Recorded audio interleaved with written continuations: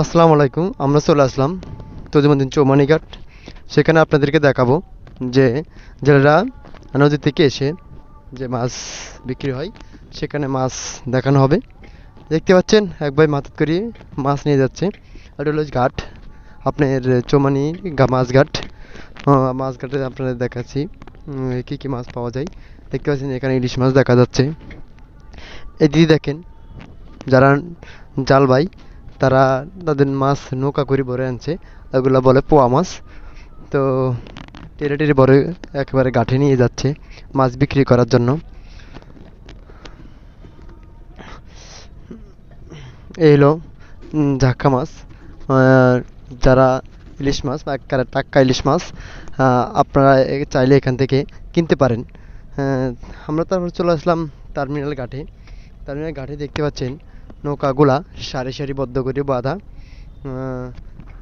এক এক সারি সারি বেঁধে রাখছে। দেখতে পাচ্ছেন সবাই হয়ে নৌকাগুলা যে ঘাটে মাছ কেনার জন্য সবাই দাঁড়ায় রয়েছে। ওদিকে নৌকাগুলো এখন চলে যাইতেছে, কেন জানেন? আপনার লস আসতেছে, লস গার্ড দিবে, তার জন্য নৌকা টার্মিনাল থেকে দূরে নিয়ে যাইতেছে। আমরা দেখতে পাচ্ছি লস তাসরিফ 3 চৌমানি গার্ড দিবে, তার জন্য সবাই নৌকাগুলোকে একটু দূরে নিয়ে যাইতেছে। ওই যে দেখতে পাচ্ছেন লস দেখা যাচ্ছে, নৌকাগুলা ঘোরাঘুরি করতেছে, কখন লস গার্ড দিবে তার আবার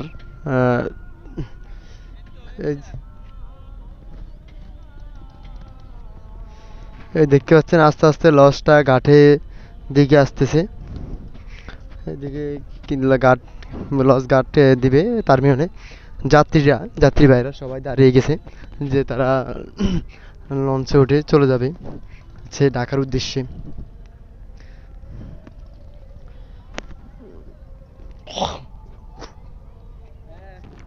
লস একেবারে টার্মিনালের সাথে চলে আসছে।